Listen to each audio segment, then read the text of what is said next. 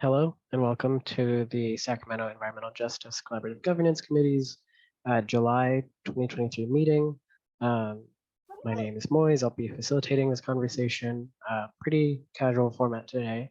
We're doing another organizational highlight, one that I am personally a big fan of, but just right outside of the jurisdiction of Sacramento proper, right in Yolo County across the river. We're going to be talking to Three Sisters Gardens, and I'll pass it over to Alfred to kind of tell us, I think, kind of just super high level introduction first. What is Three Sisters Gardens? What is your work? Where is it? And how do you work? So I'll pass it over to you. Oh, yeah. Thank you, Moise. It's my pleasure, man. And thanks for having me on. My name is Alfred Melbourne, founder and director of Three Sisters Gardens, Native Indigenous led 501c3 based out of West Sacramento, California, Yolo County. What we do is we grow seasonal vegetables year round with the at potential high promise youth. And we say it that way on purpose because, words matter. So we always want to uplift our youth, our participants, and strengthen our community. So presently, we have 4 farms in West Sacramento. We grow seasonal vegetables, like I said. We're showing our youth how to grow, harvest, and distribute organic vegetables. We have 4 farms, but we'd like to have 50.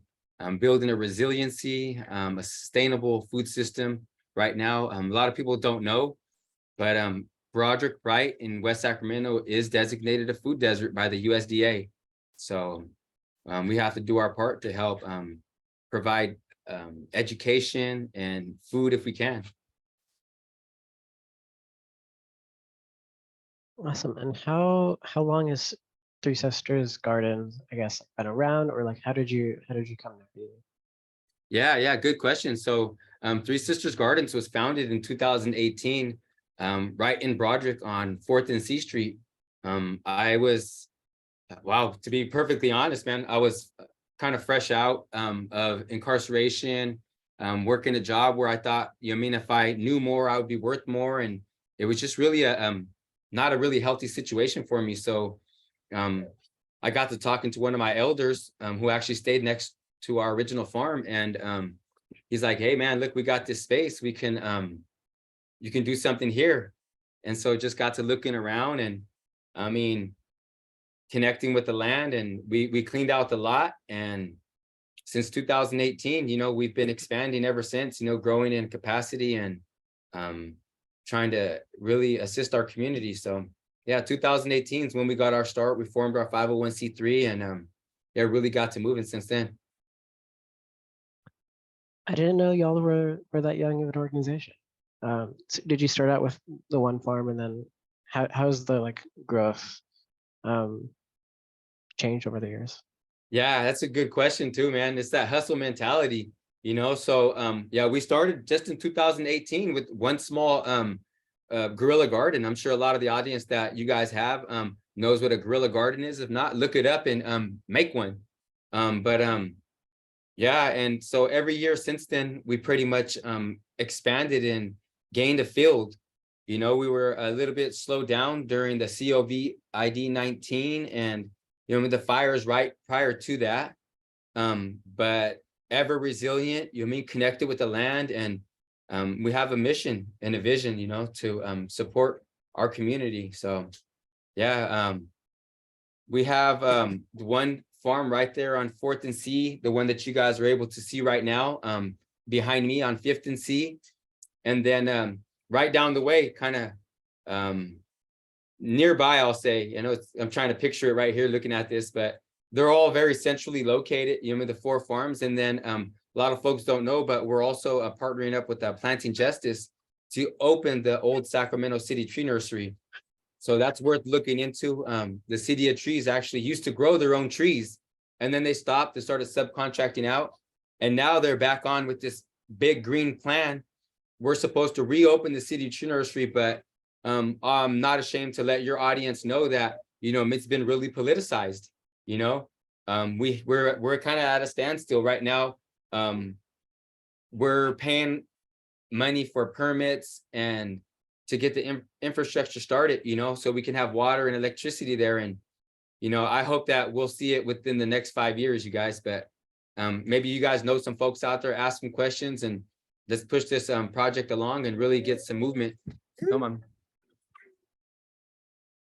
I'm curious about some of that like logistical process, but before we do dive into that, do want to get back to that thing you brought up about like this idea of mission, and you all are growing food. Where does that food grow? What is it being grown for? What kind of happens with it? Yeah, awesome, man. Very, very good question. So, I mean, as a nonprofit organization, we support the At Potential High Promise Youth. But one of the end products of what we're doing is this nutrient dense organic vegetables, and if any of y'all have seen or followed us or start following us, you'll see some of the posts that we've made about our vegetables. That's what we're growing, and that's what we give back to the community. Our goal is to give 40 up to 60% right back to the community where we lived. A few minutes ago, I mentioned we live in a food desert, so we're out there growing food with these At Potential High Promise Youth, giving back to the community, teaching these young warriors, these young sentinels, giving them a rite of passage, connecting them to the land, connecting them to the elders that they give the food to, that they grow it for. And so, like I said, it's a rite of passage. And so 40 to 60% goes right back. And then we have other avenues. We have a couple of restaurants that we've worked with in the past. We're trying to rebuild those relationships. Natomas Unified School District, we have a contract with them, and we have a small contract with Washington Unified School District that, to be perfectly honest, we need to build our capacity so that we can have a person hired to be working with these school districts, so that we're not trying to spread ourselves out so thin where we can't really build relationships and get some net value out of it, rather than just something kind of in passing. So yeah, that's somewhat of our distribution. Of course, recently we started a delivery. One of our farms, Cummings Way Farm, is located across the street from the lowest scoring elementary school in our district, Elkhorn Elementary, right in front of Las Casitas, the low-income housing project right there in Broderick, right? And so we've been distributing, I think we're around 45 houses or apartments right there that we delivered to. And there's roughly, I don't know, I think around 50 some in total that we deliver to every Friday. And right now that the season's picking up, we're really having conversations around harvesting on Monday again, and then doing a separate distribution on Tuesdays. So a lot of squash right now, a lot of cucumbers, tomatoes coming in super heavy, basil, thyme. There's other herbs that we're growing right now too that are eluding me. But yeah, it's really, we're trying to expand our experience, and we even did a lot of onions and potatoes this season. So yeah, but 40 to 60% right back to the community, and building other avenues so that we can find ways to become sustainable. Awesome, thank you. As folks kind of just trickle in, welcome. We're talking with Three Sisters Gardens. If you have questions, feel free to drop them in the chat. I think before getting into, again, those logistic questions that I do want to get back to, can you talk about how, I think one of the themes of this conversation is that we wanted to talk about was food sovereignty and kind of food resilience. I think there's, especially in like climate and environmental spaces, there's always talk about like emissions, and kind of the balance between where do we put our energy? Is it in like mitigation? Is it adaptation? And I think this is one of the opportunities where it's kind of both. And kind of just want to pass it over to you. I see you're already unmuted. Yeah, no, we're gonna talk about like can you just ask your question again? Because I was kind of have two different answers. I want to make sure that I go the right direction. I'm happy to hear both. I think one of them kind of being this idea of, can you talk about like food resilience and food sovereignty? Yeah, let's just start right there, because that's huge. I mean, it's almost like the word equity, really big and far off in the future. Food sovereignty, though, is really a lot closer at hand, and right now, there's some organizations out there that are already, these larger organizations that are well established, going after a lot of these green jobs that are coming out. I participated in a panel a few months back, and if you guys go back and look in our Instagram, you'll find it. It was with Valley Vision, and it's around these green jobs and equity, BIPOC, and all this stuff that's supposed to be coming out specifically for communities like ours. But it's very hard for us to kind of get in and really access the funding. There's so many middle people, and then 9 times out of 10, it is what it is. We don't see the money, so that's why, when we talk about advocacy, policy, politics, and all that stuff, it gets really murky, and I start really turning away, because I know more than anything, we'll have a lot of performative actions and tokenization. So honestly, you guys, what it has to happen is, if we have awesome and amazing programs out here, Native, Indigenous led, Black, Indigenous, people of color, we need to be able to get the funding that's out there. So, and a lot of times, I've been telling folks recently that this whole social equity program, we have to hold it ransom. They don't have no social equity program if we don't keep showing up and allowing them to tokenize us.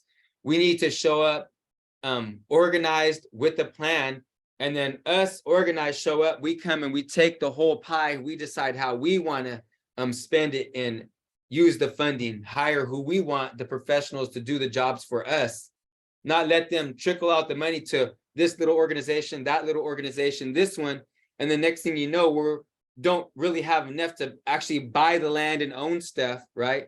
So, but yeah, we want to move towards food sovereignty, and that's what we're talking about. Organizing in a way that we can talk about gaining enough land that we can grow the food on it, where we can train each other, train everyone, and get reconnected with the land.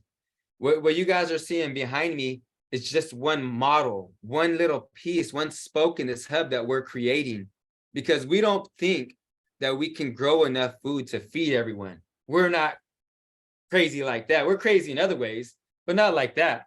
We know that what we want to do is we create these hubs, we bring the people out, and we show them our model, where we're using the drip irrigation, cover cropping, crop rotating. We're also using the Venturi fertigation, where we're adding the liquid nutrients in to the water lines right to the base level where they need it. Deep carbon sequestration, but really just rebuilding the soil. That's our motto, is like growing a revolution, rebuilding urban soil. It's revolutionary, but it wasn't previously in the past. All of our ancestors and elders knew that you had to have access to land to grow food. If not, we're going to count on these Cracker Jack boxes and Kellogg's and Rice Krispies, XYZ. And I even hate saying even those names, because I hate giving them any acknowledgement or airtime, you guys. So disregard all of that, right? But yeah, you guys. So here's the deal. You have food sovereignty, and then you have food security. Food security is the food banks, right? They're high-paid middlemen that are going to collect a whole bunch of stuff, and a lot of people are getting tax write-offs, and they're getting these benefits, and then we're getting these foods before they expire, right? And you go and you line up what I'll call fish in a barrel. You know what I mean? And you go line up and you put your hands out, and they give you your food. And sure, it's well needed at this time, and no disrespect to those folks, you know what I mean? But food security versus food sovereignty. Food sovereignty is where you grow your food in a culturally relevant manner that's good for the environment. So you got to have access to land, tools. You're going to be building up community strength, getting back to the land, coming into contact with the Earth Mother, all them natural, the soil, microbes that are going to just be coming in contact with your hands, right? It's very important that you make that connection. You know what I mean? So definitely a huge difference, you guys. We have 4 farms, you guys. You can see one behind us. We want 50. So we're right across from the state capital. I think we're 4th largest economy in the world now. right here, we can build a model. We can show the rest of California, and as California does, the nation does. Native, indigenous led, formerly incarcerated, connected to the land, and really just trying to show a better way. Thank you. Yeah. I did my education around ecological restoration. And so this idea of building soil is very important to me. And I think I think the work that you all are doing at Three Sisters Gardens is some of the most direct and some of the most tangible kind of work of like, here's an example of sequestering carbon, building this community resource, directly putting it into people's hands in the community with those food distributions. Um, um, there's a number of different directions we can go. I think before, again, gonna get to those logistic questions and like talking about the policy side. I think maybe on the latter half of it, before we do want to talk about some of your various programs. Feel free to pick which one you want to talk about first, but the CSA I'm really interested in, especially as a way for like people listening, how they can kind of like support that kind of thing, and what is that, people who might not know. And then also this piece about kind of like involving young people and like how that happens. Yeah, I mean, so it all revolves around the youth, our future leaders, and of course, giving them access to this good nutrient dense vegetables. We know that when you feed a person better, they perform better. Test scores go up, behavior problems go down, right? And so quite literally, we're transforming these youngsters from the inside out without them even knowing it. Give them access to this food, preparing it, having chefs come out, sending it home with them, and then hearing their feedback, what they're doing with it. Yeah. So that's where it all starts with. And then I mentioned earlier, like with the COV ID 19 and the youth, we started our CSA in, I think it was 19, and it was a light CSA, community supported agriculture. So what that means is that, say at the beginning of June, we start selling boxes of vegetables. You can buy one box, you can buy bi-weekly, you can buy 4 weeks, a month at a time, or you can buy a full 23-week program. And so it's around like $800 for the full 23 weeks, but I highly recommend it because our program is called the cream of the crop. And so we harvest everything on Thursdays, and then make our boxes on either that Thursday afternoon or Friday morning. But so right now we have like maybe 10 people signed up for our CSA. We got some support when we needed it, so we're able to buy some of the stuff ahead of time. When they purchase the CSA, they give us the money up front, and so we were able to buy like boxes, bags, any type of supplies, baskets for like the tomatoes, different things like that. But yeah, it's a way for people to come out and support, get our vegetables, connect with us, and see what we're doing. And so really that's for folks that can afford it. It might sound like a lot, like $800, right, for 23 weeks, but you imagine if you're getting at least 10 pounds of vegetables at $4 a pound, I would say the boxes are over 10 pounds. So, overall, I mean, you're getting way more value out of it. And then you're supporting a local organization growing right there in the community with these at potential high promise youth. So it's like you're just going win, win, win, win. Yeah, the CSA has been pretty good for us, but more than anything, it's been the community giving that we're really hanging our hat on. And I tell our team, man, it's not no seconds, thirds, or fourths, or never anything like that. When we harvest everything gets made at one time. And if anything, there's an irregular or some kind of goofy looking vegetable, we take it for ourselves because the fun factor and just it's gonna taste the same. So yeah. Awesome. And especially that local piece, thinking about like food doesn't have to travel all the way across the world and back and then back for processing. It's right here. Especially we talked about trees a little bit in Sacramento, formerly being the city of trees. Sacramento is currently America's Farm to Fork Capital. I think this is kind of just exactly what that tangibly means on the ground. Speaking of the youth, She had to get in there a little bit. She can't help it. Cool. I'm gonna quickly screen share your website. Feel free to talk us through this. Oh yeah. Yeah, cool, man. So this is actually an older look, you guys. This is going to be on its way out. But so we are www.threesistersgardens.com, and it's the number 3. But yeah, I mean, so you see one of our youth here. You see Sam. He's actually been with us for like over 3 years now. I think he's going on his 4th year. He started as a youth volunteer, came on awesome, super consistent, you know. Sam just shows up like every day. And so we hired him as a farmhand. And he's one of the folks out there that is planting, taking care of, maintaining, and harvesting the vegetables. And so he's actually one of the farmhands that's training our youth cohort right now. So we have 10 youth that are joining Three Sisters Gardens for like, I think it's like 10 weeks. I think it's like 9 weeks in the field, and then they have some weeks that they're going home to finish the a project at home. But yeah, you know, that's what we want to do. We want to step our youth up in through our program. So if you come on like early stages and stay with us, you know, we can progress you through our program, and then hopefully there's other handoffs programs that we work with to be able to step them up to keep their education going, or really kind of just hire them on with us. We're gonna have these 50 farms. We're gonna need some folks. Yeah, that piece about scaling up. Awesome. Yeah, no, I did mention though, so we have a brand new webpage that's going to be coming out for you guys. We'll be making a post here shortly, but it's a brand new look.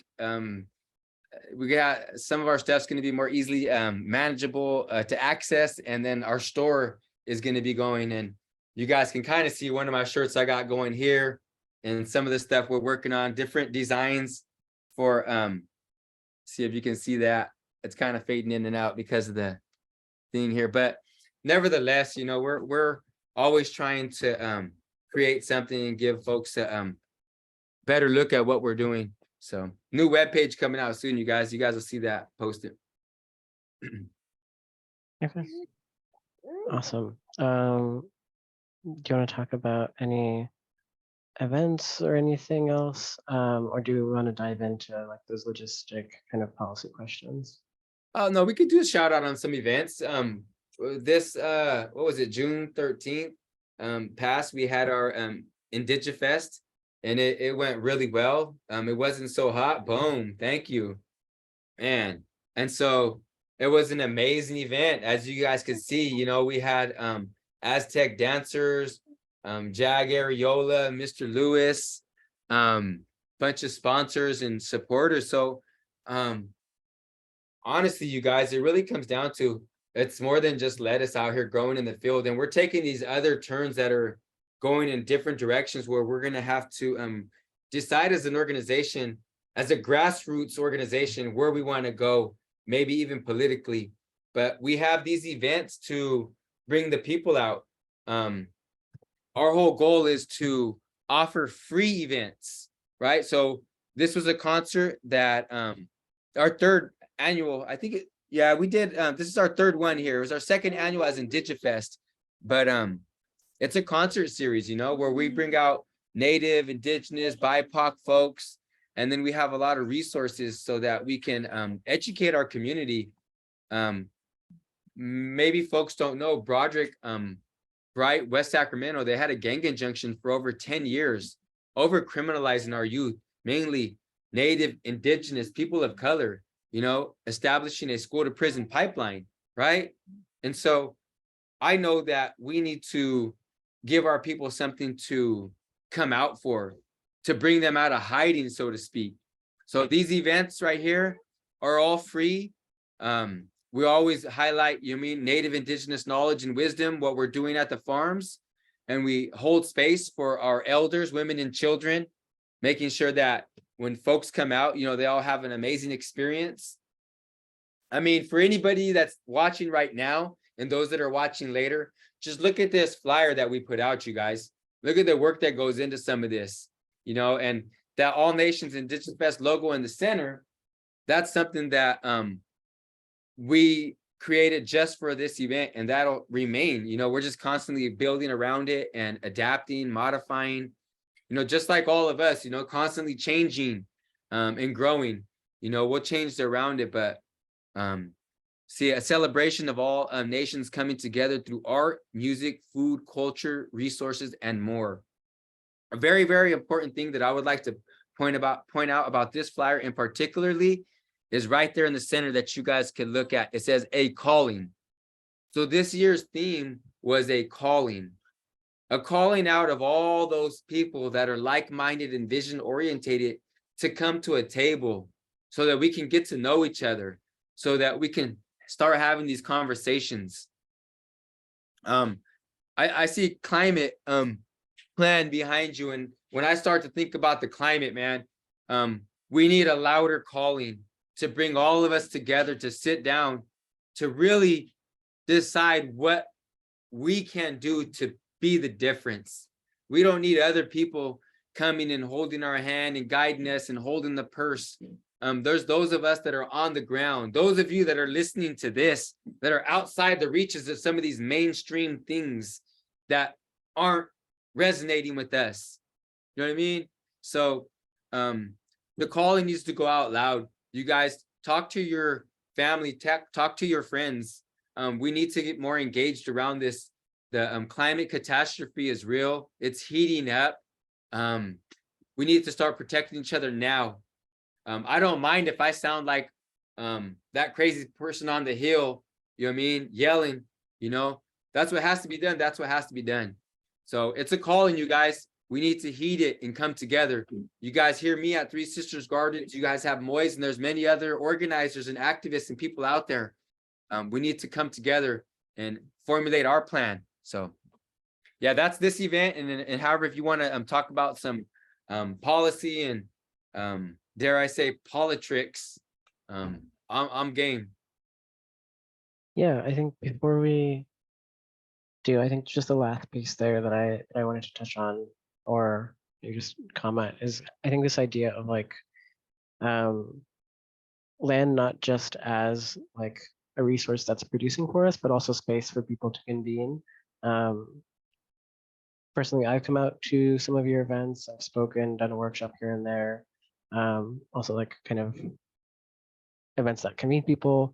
How can people get out on the farm? Yeah. Are there opportunities for that to happen? Yeah, definitely, you guys. We're always taking volunteers. So www.threesistersgardens.com. You can go on and there's a spot where it says volunteer, get involved, hit that. We also have on the Instagram or Facebook, and yeah, hit the link tree, you guys, connect with us, come out and volunteer. I promise you, you will not be wasting your time. We have plenty of opportunities to get involved, to if you like pulling weeds, if you want to converse with like-minded people and support, check out that video right there, to that first one in the top left. That's our imagination and manifestation video, trying to get a collective coming together so that we can help find a home for Three Sisters Gardens. So a lot of folks that are sitting behind a desk or at a computer on their bed outside, you guys can all go on, follow, like, share, and just see what we're doing, man. And sometimes just talking to your friends and getting these conversations going. I mentioned earlier that this is only a model, you guys. We're creating a model.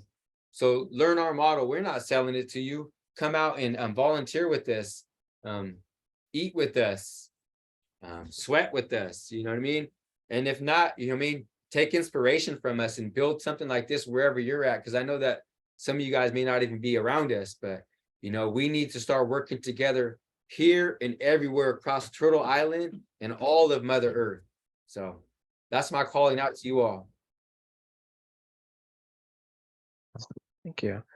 Okay, let's dive into dive into it. I've been circling around it here and there. What are some of the challenges with starting up something like this as someone who like first did that in 2018 to now, just with like logistically permits or like politics wise? Yeah, I mean, man, I mentioned earlier, tokenization and performative actions. It's crazy, you guys.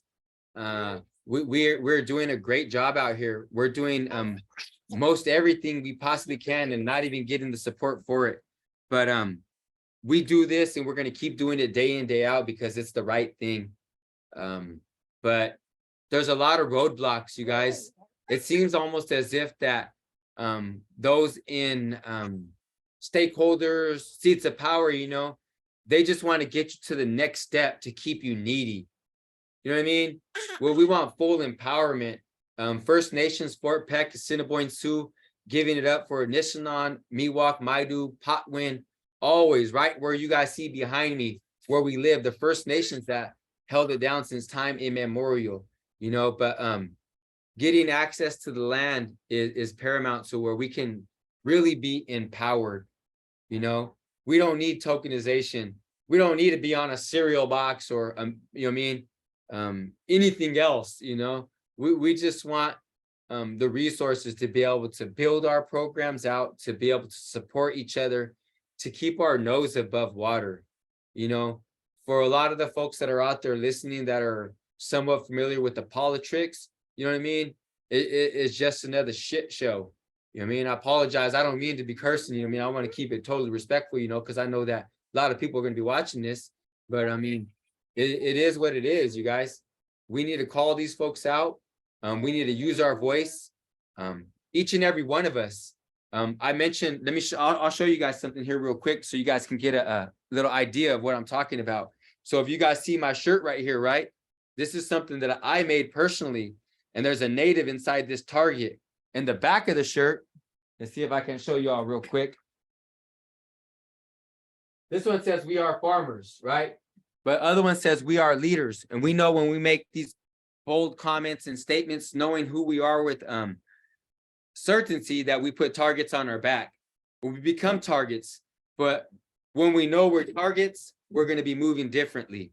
And if all of us are standing up and we're all using our voice, well, they can't pick someone like me off, or someone like Moise off, or someone like Steven off that I see logged in. I'm just kind of throwing the names out there, right? But if we're all using our voice and we're all standing up, then they can't take us all out. Because one thing I've been telling folks, man, all of our leaders that have come before us, you know, they've been able to put targets on their back and eliminate them. You guys see my beautiful little girl who's running around right here. I want to live for her. I don't want to be a target and taken out, but I want to use my voice and stand up against a system that's unjust, that's burying our people out here in the streets, you know, and we can go into that. So yeah, we need to stand up and use our voice and not let these politicians tokenize us and use us.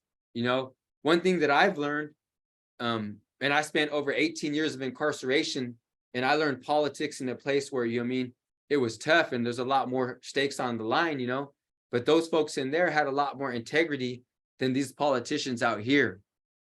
So lesson though, to anybody that is dealing with these politicians and entering these spaces, these arenas, we're right here in Sacramento, is make sure that you have an agenda, because best believe they have an agenda. When we meet with them, we validate them. We give them credibility. It's not the other way around. We are the people. So we need to make sure that we have an agenda, that we get what we need, so that when we walk away, we're not walking away feeling dirty or wrong. Do you know what I mean? So many times our people have gone out there and taken pictures with these folks with signs X, Y, Z. And the next thing you know, here we are generations later, and we're still fighting the same fight. We're still having the same conversations. Who's tired of this? SHIT. You know what I mean? So. Thank you. Yeah, throughout this conversation, I've seen a number of reactions. I've not seen questions though, so do want to open the floor Feel free to take some time to think about it. If you have one, feel free to drop it in the chat. Or if you want, you're welcome to come off mute as well and join the conversation. Please, by all means. I think one other thing I'll say is like this specific body that we're in right now, the Sacramento Environmental Justice Collaborative Governance Committee, that mouthful, came out of the Mayor's Commission on Climate Change way back when in 2018 through like 2021. One of those recommendations. And at the time, that was a joint process between Mayor Cabaldon and Mayor Steinberg of both the city of Sacramento and West Sacramento cross counties. But I think a lot of the energy, I think just because of that, like jurisdictional, because it's in a different county, that kind of divides up like where we can focus energy as far as like advocates. And I feel like there's kind of been a falling off of people paying attention to West Sacramento who are in the Sacramento County, because just kind of like focus where you're in the jurisdiction of. But did just want to name that. Steven, I see you have a hand up. Oh yeah, if our guest wants to answer that first, I'm happy to wait. No, I'm good with the question, and then we can go back into talking about the city to city. I think they called it mayor's summit or climate summits or something. I participated in some of that stuff, but yeah, there's definitely been a large falling off. So, but yeah, please feel free if you have a question. Great. Well, thanks for a great presentation so far. It's been really riveting. And happy 70th anniversary of the Cuban Revolution. Can you talk about the history of food insecurity in Broderick? The Safeway closed some years back, and there's only the Hispanic grocery store now, I think. And then there's also the gentrification going on by the Ice Street Bridge. So I'm curious what impact that has had in the last few years or It's so. all by design, man. It's all by design. So if you look at the farm right here that's behind me, that's C Street that goes, I guess, to my right, and then behind me is 5th Street. Yeah, man, totally gentrifying the area. Food desert by design. Mayor Cabaldon, over 20 years as the mayor, he's actually getting Tower Gateway Parkway renamed after him now, a living person. And he was at the helm as all this was happening. Food insecurity, man, like I said, is by design. Built a school to prison pipeline, gang injunction, put a safety net around us, and then they left the gated community out of it. So if you had lived in the gated community, you can run around with gang signs, gang cars, whatever the heck they do, right? And it would be okay if you had enough money to live right across the street. And so yeah, the food insecurity is real. And, you know, we want to make sure that we empower our folks and give them access, but not more than that, give them the training that they need to support themselves and do for themselves. You know, we're hardened and strong people. It just takes, once we get on our feet, righted and stand up. And I'm gonna Cuban Revolution, Fidel Castro, you know, I'm a novice and a student still, but, you know, I like what they did, how they stood up and still standing up, you know, and to the United States. So, yep. Good question. Hope that answered it for you.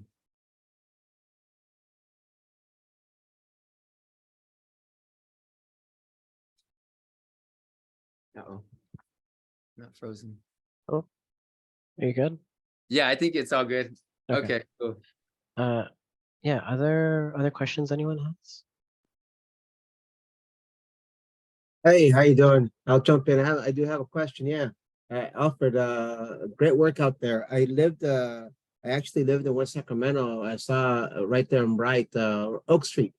So, and being that it's a very Latino community, I can see a huge nexus in connecting with that community and growing growing these 50 farms, since a lot of people are farmers or landscapers. They do, I mean, by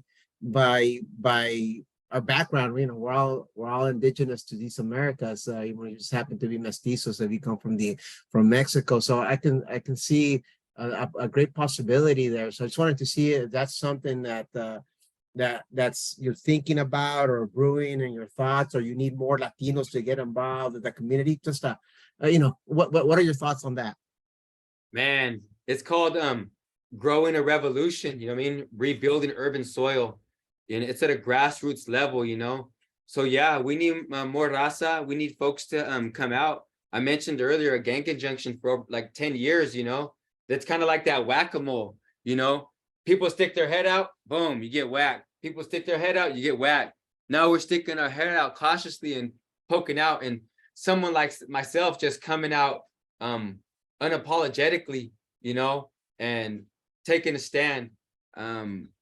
Yeah, we'd love to get more support, get these 50 farms going and growing in our community. But also, you know, growing, dare I say, with our political voice, you know, so that we can really take those large steps up. If our representatives aren't representing us correctly, because there is such a large Latino population, I think it's like 37%. I mean, you know what I mean? I really do. I think it's that high. We recently started talking about numbers because when they redistricted, there was a lawsuit filed and they tried to gerrymander, and I was a part of a lawsuit and gave a declaration, testimony, spoken, all that, you know what I mean? And it really put us in a bad position as a director of a nonprofit, because now I got to go to these same city council members that were trying to gerrymander our community, and I got to go ask them for their vote, and we don't have it. So, so good question. And here we are at the eve of this 2024 election, and I'm talking to all my crew right now. We're having meetings, grassroots meetings. What are we going to do? We can't wait until then. And then we have our District 1, District 2 in West Sacramento, and our mayor rep, which is now a 4-year position. And so trip out, you guys. Here I am, you know, freaking ex-con, trying to just build an organization for our at potential high promise youth in a community that's been devastated, right? And I got to go play politics with these folks over here that are got egos and issues and all kinds of stuff going on, man. And I'm just like, man, how do I do it? You know, so we're contemplating, we're seeing all of our options, and we're going to be knocking on doors and making our presence known and getting what we need. Like I said, our agenda is we want to get the lease for our land right there behind us. We want to get the support, like yearly financial support, maybe multiple years, and then get a building from these folks so that we can get out the heat and get out the cold to train our youth. So watch that video. It's the Imagination and Manifestation on Instagram, you guys. That'll give you guys a quick update where we're at and how you guys can help with just sitting right where you're at. Thank you. I like it. I like grassroots. Así se empieza la revolución. Thank you. Yeah, thank you for participating and just for that right there, man. Your voice is amazing, man, and together we're better. Believe that.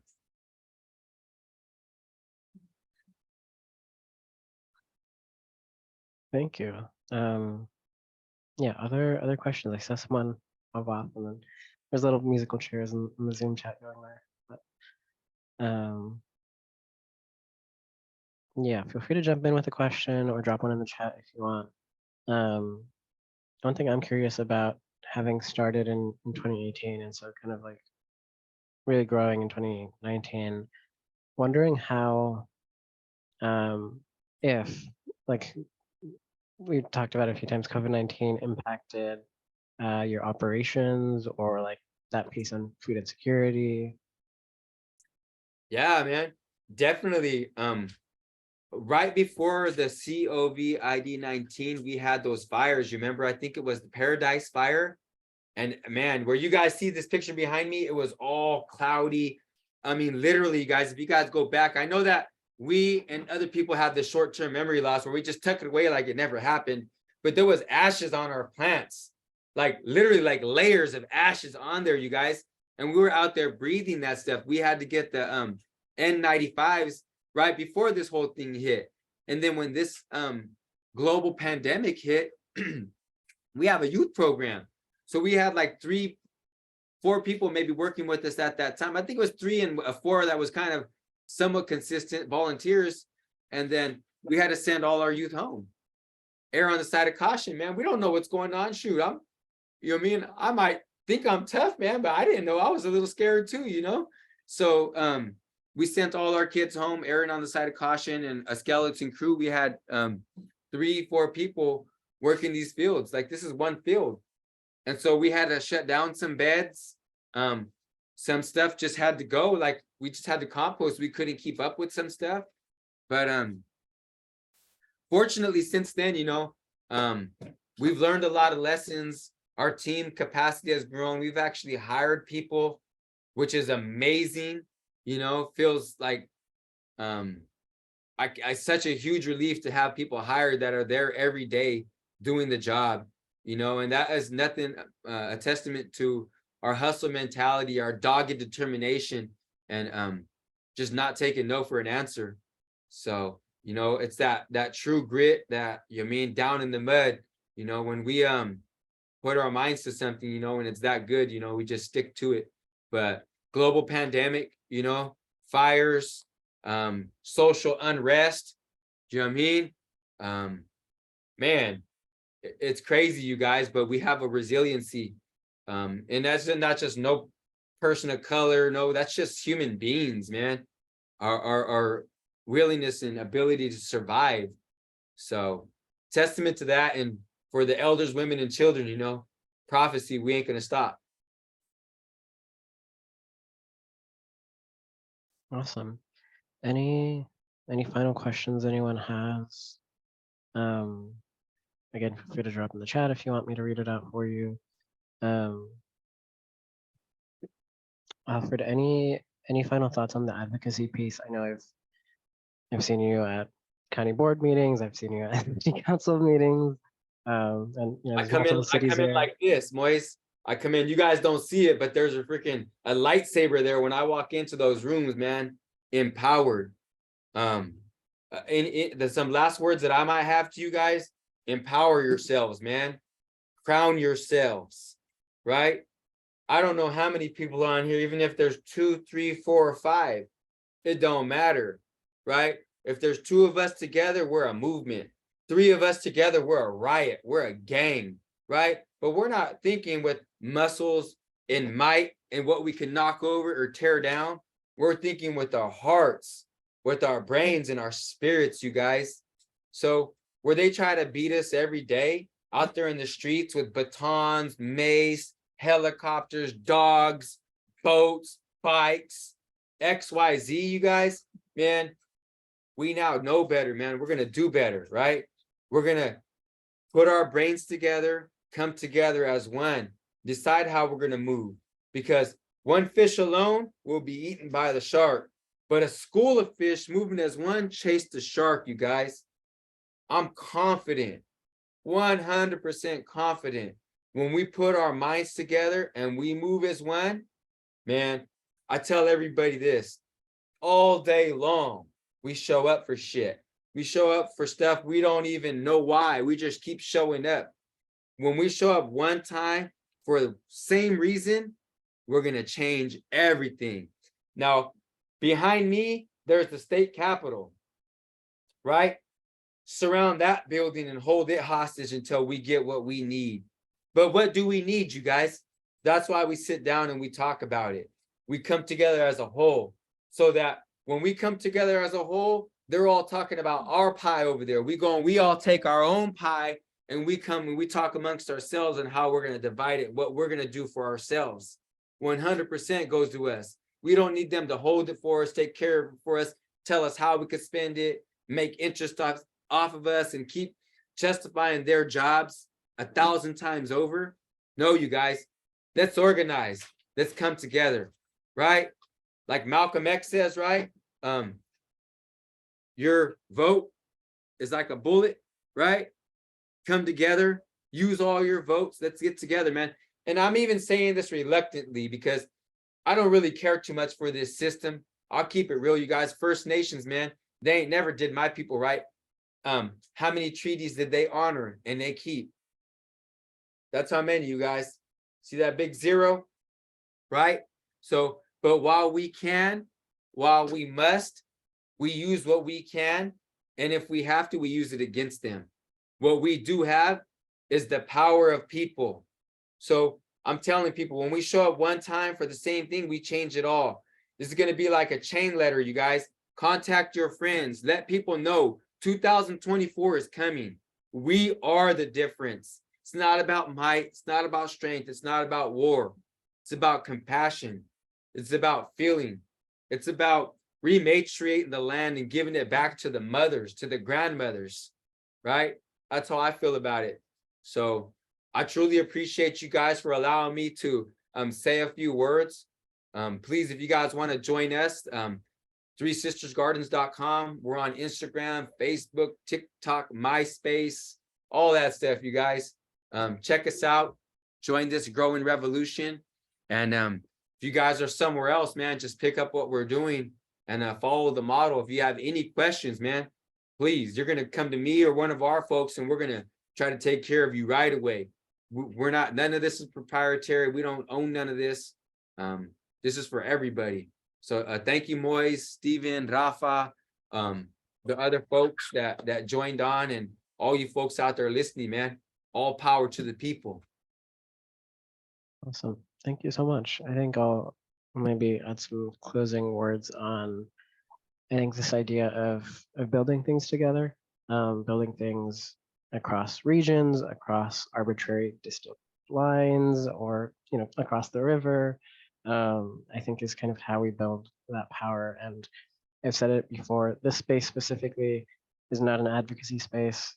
It's kind of just a space that convenes a lot of people who are in lots of other advocacy spaces. And so as you go back to your spaces, your communities, kind of take the lessons, or anything that you know, touched you, or that you're excited by. Yeah, thanks all. Any final closing words before we go ahead and conclude and end the recording? I'll give it a space.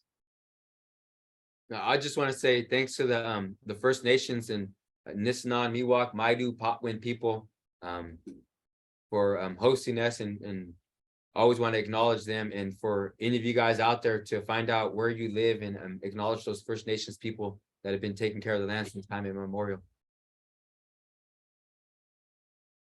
All right, I'll go ahead and close this there. Thanks all.